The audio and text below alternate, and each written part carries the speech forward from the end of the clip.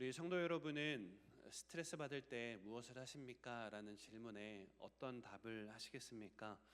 우울할 때, 마음이 어려울 때 가장 먼저 하는 일은 무엇입니까? 어떤 분들은 저는 잠을 잡니다 이렇게 답을 하는 분들도 계실 거고요. 맛있는 음식을 먹습니다 이렇게 답하는 분도 계시고, 젊은 친구 같은 경우에는 저는 그냥 누워서 유튜브를 봅니다 이렇게 말하는 젊은 친구들도 있을 겁니다. 그러나 진정한 그리스도인이라면 우울할 때, 스트레스 받을 때, 마음이 어려울 때 가장 먼저 해야 되는 것은, 나와야 되는 대답은 분명 저는 찬양을 합니다 이런 대답이 있어야 할 줄 믿습니다. 왜 그렇습니까? 찬양은 내게 주어진 부정적인 상황과 감정을 다 사라지게 만드는 능력이 있기 때문입니다. 오늘 본문 말씀을 통해서 찬양을 해야 하는 이유에 대해서 살펴보고자 합니다.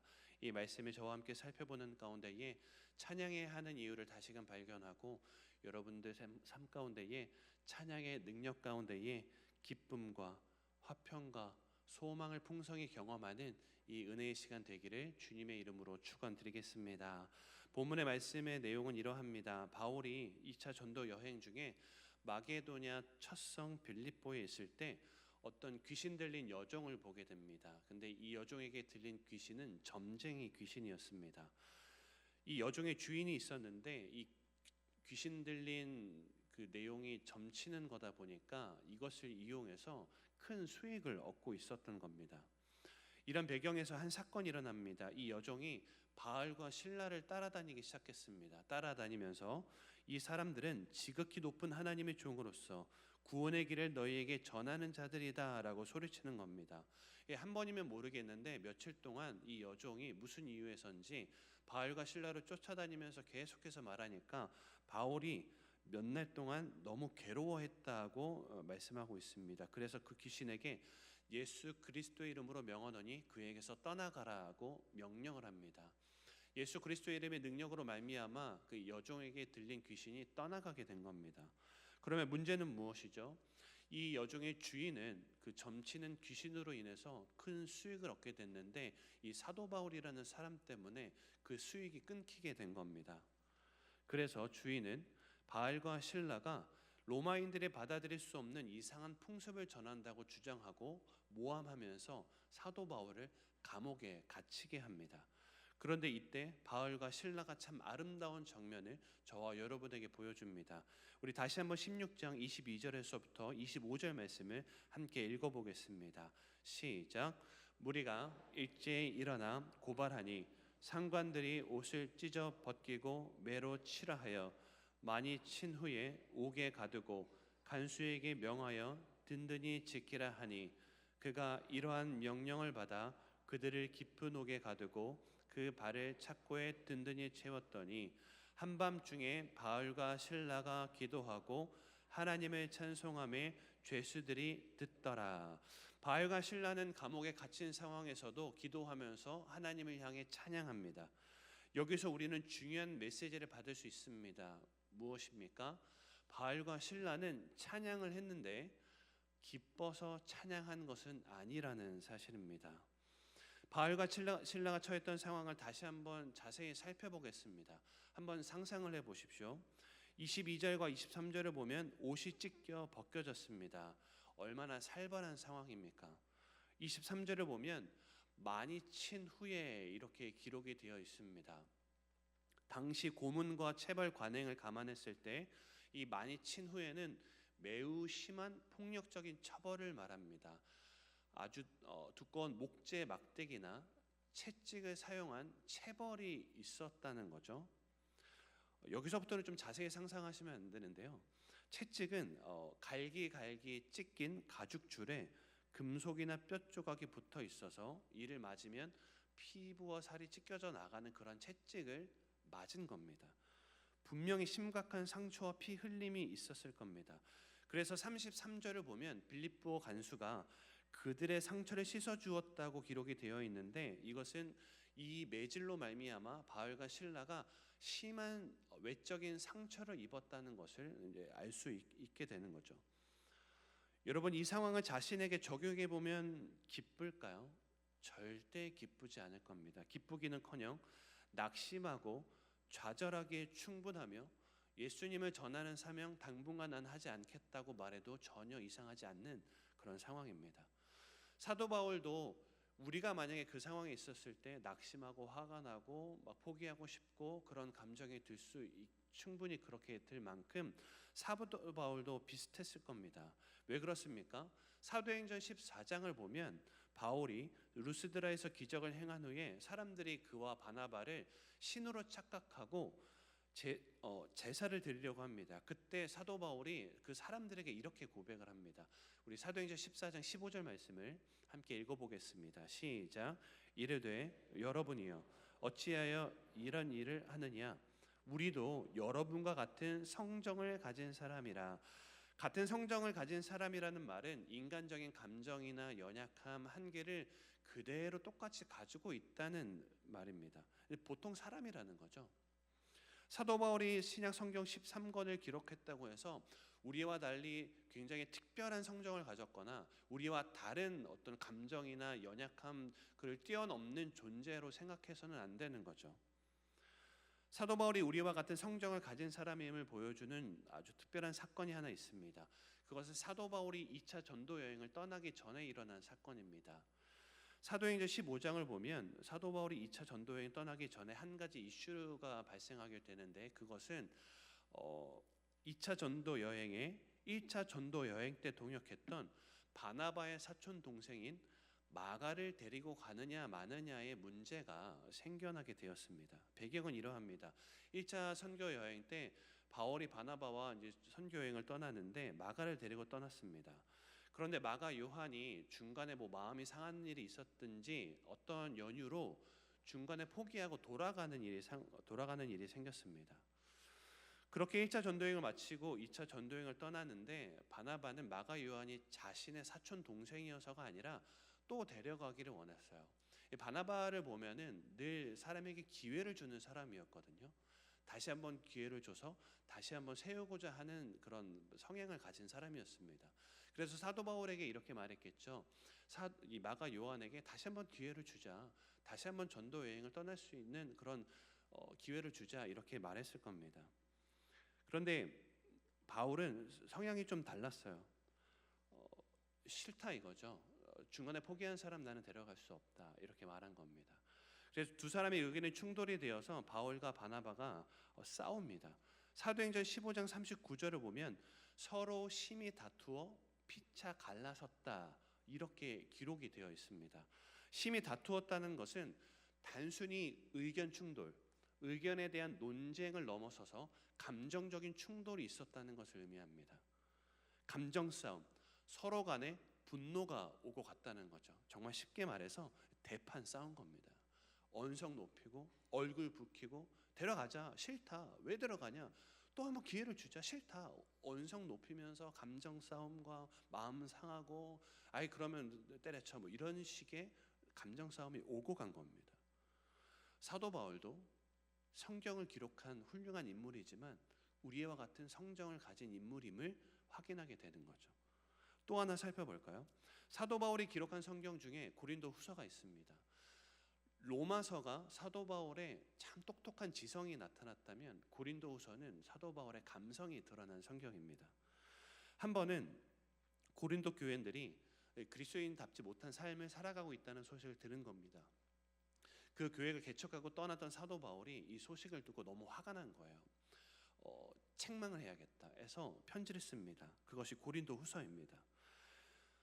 그래도 고린도서에서 어떻게 이럴 수가 있느냐 뭐 이렇게 고린도전서에 그 내용을 써서 보냈는데 이 편지를 쓰고 난 후에 사도 바울이 근심에 빠졌습니다. 아 내가 너무 고린도전서에 그 심한 말을 한 건 아닌가? 내가 너무 호되게 책찍질을 한 건 아닌가? 너무 책망했나? 너무 프레셔를 줬나? 이런 생각이 든 겁니다. 그래서 수많은 근심에 휩싸인 것을 고린도 후서를 통해 확인할 수가 있는 겁니다. 어떤 학자는 고린도후서의 내용을 살펴보면서 아마도 일시적으로 사도 바울은 우울증에 빠졌을 수도 있다 이렇게 해석하는 학자도 있습니다. 물론 사도 바울은 잠시 후회하고 근심했으나 잠시 우울감을 느꼈을지도 모르겠지만 고린도 교회 사람들이 그 편지를 읽고 회개에 이르는 역사를 보면서 다시 그 마음이 회복되고 다시 일어서는 역사가 일어나게 된 겁니다. 무엇을 말하죠? 위대한 성경 인물이라고 해도요, 후회하기도 하고 근심에 빠지기도 하고 우울하기도 하고 낙심에 빠질 수도 있다는 것을 확인하게 됩니다. 자, 이 사실을 기억하고 다시 본문으로 돌아와 보겠습니다. 대판 싸우기도 하고 화가 나기도 하고 우울하기도 하고 후회 막심하기도 하는 사도 바울이 귀신을 쫓아냈다는 이유로 억울하게 모함당해서 감옥에 갇히고 심히 매질당하고 발에는 족쇄까지 채워지는 상태입니다. 우리와 똑같은 성정을 가진 사도 바울이기에 마음이 상하고 아프고 순간 낙심되었을 겁니다. 그런데 우리가 읽은 것처럼 기도하고 찬양했대요. 기뻐서 찬양한 것이 아닙니다. 우리가 찬양을 한다고 하면 의례 기뻐서 기쁜 감정 때문에 찬양을 했다고 생각할 수 있는데, 이 모든 배경과 상황은 그렇지 않았다는 것을 저와 여러분에게 보여주는 겁니다. 정확히 표현하면 사도 바울과 실라는 찬양을 의지적으로 부르면서 억울하게 감옥에 갇히고 매를 맞은 그 상황이, 그 상황으로 말미암은 부정적 감정이 내 안에 있는 우리 주님께서 부어주신 기쁨이라는 그 본질적인 감정을 빼앗아가지 못하도록 한 겁니다. 다시 말해서 사단이 기쁨을 빼앗아가지 못하도록 찬양의 성벽을 세운 것입니다. 더 나아가 찬양을 의지적으로 부르면서 기쁨 위에 기쁨을, 기쁨 위에 기쁨이 더하여지도록 한 것입니다. 잘 생각해 보시면 사도 바울이 얼마나 지혜로운지를 깨닫게 되는 거죠. 여기서 우리는 기뻐서 찬양하는 것이 아니라는 메시지 위에 또 한 가지 메시지를 더할 수 있습니다. 그것은 찬양할 때 하나님께서 기쁨을 부어 주신다는 것입니다. 하나님께서 찬양을 통해 우리에게 기쁨을 부어 주십니다. 이것이 찬양의 능력입니다. 그리고 찬양할 때 하나님께서 부어 주시는 기쁨은 내가 지금 맞닥뜨린 모든 상황과 감정을 초월하게 만드는 능력으로 임하신다는 것입니다. 성도 여러분, 이 사실을 믿으십니까? 하나님께서 우리에게 음악의 요소를 주신 것은 취미 생활을 하라고 주신 것이 아닙니다. 악기를 한번 배워볼까? 취미 생활을 배우라고 주신 것도 아닙니다. 얼마나 내가 노래 잘하는지 자랑하라고 주신 것도 아닙니다. 하나님께서 우리에게 음악적인 요소를 부어주신 것은 이사야 43장 21절을 보면 정확히 깨닫게 됩니다. 우리 이 말씀을 함께 읽어보겠습니다. 시작. 이 백성은 내가 나를 위하여 지었나니 나를 찬송하게 하려 함이라. 아멘. 하나님께서 우리에게 목소리를 주시고 멜로디를 주시고 리듬을 주시고 악기를 주신 이유가 무엇이라고요? 하나님을 찬송하라고. 그것이 내가 지음받은 목적이라고 분명하게 말씀해주고 있습니다. 찬송은 가사와 음악이 결합된 하나님의 특별한 선물인 것이죠. 우리의 창조 목적이 이렇기에 우리가 찬양을 하면, 하나님을 자랑하면, 하나님의 사랑과 은혜를 노래하면, 하나님을 높여드리면 하나님의 본성인 기쁨이 내 안에 충만하게 되는 것입니다. 이 사실을 잘 기억해 주시기를 바랍니다. 그래서 그 순간 감옥에 갇히고 매를 맞고 에라 포기해야겠다, 너무 화가 난다, 상처는 진물이 나고 터지고 피가 흐르는데도 의지적으로 나의 창조 목적이 무엇인가 찬양하자, 의지적으로 부르자, 사단이 내 기쁨을 빼앗지 못하도록 하자라는 거룩한 선포와 함께 찬양을 선포해 나가는 것입니다. 여러분, 이때 우리 주님께서 주시는 가장 큰 열매는 기쁨인 줄을 믿으시기를 바랍니다. 그래서 찬양할 때 내 안에 기쁨을 더욱 부어주심으로 말미암아 내 안에 속박하고 있던, 나를 올가매고 있었던 두려움과 불안과 슬픔과 낙심과 염려는 깨끗하게 떠나가는 역사가 있게 되는 줄을 믿으시기를 주님의 이름으로 축복합니다. 여러분들, 우리가 찬양을 부르고 찬송가를 부르는데 찬송가를 지은 사람들을 보십시오.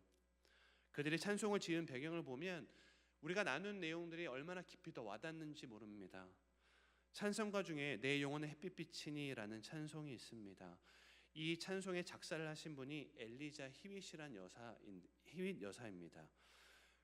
그녀가 이 찬송을 작사한 배경이 있습니다. 그녀는 필라델피아에서 교사로 지내는데 어느 날 문제아를 좀 선도를 했어요. 이런저런 좀 선도하는 말을 했겠죠. 근데 이 문제아가 이 선도하는 과정에서 화가 났던지 안타깝게도 그 엘리자 휘인 여사를 때린 겁니다. 네, 때렸는데 그냥 때린 게 아니고 척추에 큰 부상을 입어서 심지어 6개월 동안이나 병상에 누워 있어야 했습니다. 얼마나 좀 심한 폭력이 가해졌는지, 얼마나 안타까운 일이 생겼는지를 우리는 알 수 있는 거죠.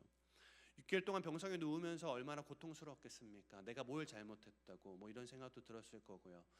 많은 낙심과 육신의 연약함 가운데에 어려운 마음이 들었을 겁니다. 그러나 하나님은 너무 잘 믿는 신앙인이었기에 하나님에 대한 신앙을 잃지 않았고, 시간이 지나면서 의사로부터 점차 회복이 되었다는 좋은 소식도 듣게 됩니다. 그래서 6개월 만에 병원에 나가서 산책을 할 수 있는 기회가 주어진 겁니다. 그때 마침 따뜻하고 화창한 봄날이었는데 산책을 하면서 햇빛이 이렇게 쫙 하고 나에게 비춰지는 것을 보게 된 겁니다. 그는 그 순간에 하나님의 은혜와 사랑이 막 깊이 느껴진 거예요. 잘 생각해 보십시오. 정말 힘들었는데 6개월 만에 나왔는데 햇빛이 나를 비추고 있는 겁니다. 하나님의 은혜와 사랑을 느끼게 된 것이죠. 그때 작사한 찬양이 내 영혼의 햇빛이니라는 찬양입니다. 우리 가사를 한번 볼까요? 내 영혼의 햇빛이니 주 영광 찬란해. 이 세상 어떤 빛보다 그 빛도 빛나네. 주 영광 빛난 광채 내게 비춰 주시옵소서. 그 밝은 얼굴 배울 때 나의 영혼 기쁘다. 아멘. 이 찬송가는 그녀가 병상에서 어려운 상황 속에서도 하나님께서 주시는 영혼의 기쁨을 노래한 찬양입니다. 다시 한번 휘인 여사를 통해서 찬양의 능력을 경험하게 되는 것이죠. 이런 어려운 상황에서도, 힘든 병상에서도 하나님을 찬양함으로 말미암아 다시 한번 내 영혼의 햇빛이 비치는 그런 역사를 경험하게 된 것입니다. 이 백성은 내가 나를 위하여 지었나니 나를 찬송하게 하려 함이니라. 이 본질대로 찬양하니 병상도 극복하고 낙심과 우울도 도저히 머물 길이 없고 사단마귀의 역사도 열 길로 물러나게 되는 것입니다. 성도 여러분, 이것이 우리가 찬양을 해야 하는 이유입니다. 찬양에는 능력이 있는 줄 믿으시길 바랍니다. 찬양에는 기쁨이 넘치게 하는 능력이 있는 줄 믿고 날마다 우리의 입술 가운데에 의지적으로 주님을 찬양하는 삶이 되시기를 주님의 이름으로 축원드리겠습니다. 말씀을 정리하겠습니다. 바알과 실라는 억울하게 감옥에 갇혔습니다. 매를 맞았습니다. 그러나 하나님께서 주신 기쁨을 빼앗기지 않으려고 의지적으로 찬양하면서 기쁨을 빼앗기지 않았습니다. 찬양은 감정에 기대서는 안 됩니다. 기분 좋으면 찬양하고 좀 감정이 안 좋으면 누워있고 슬퍼하고 하는 것이 아니라 의지적으로 하나님을 높여야 합니다. 이렇게 의지적으로 찬양하며 나아갈 때에 우리 주님께서 상황과 감정을 뛰어넘는 본질적인 기쁨과 본질적인 하나님의 역사를 경험하게 하시는 줄을 믿으시기를 바랍니다. 고난 가운데 계십니까? 슬픔과 우울 가운데 계십니까? 방황 가운데 있습니까? 육신의 연약함 가운데 있습니까? 병을 진단받았습니까? 다 괜찮습니다. 그 모든 것들 위에 찬양의 기쁨을 더하시며 찬양의 능력을 더하시고 의지적으로 찬양을 선포하는 가운데에 우리 주님께서 내 영혼에 햇빛 비치는 역사를 경험하는 저와 여러분의 복된 삶이 되시기를 주님의 이름으로 축원드리겠습니다.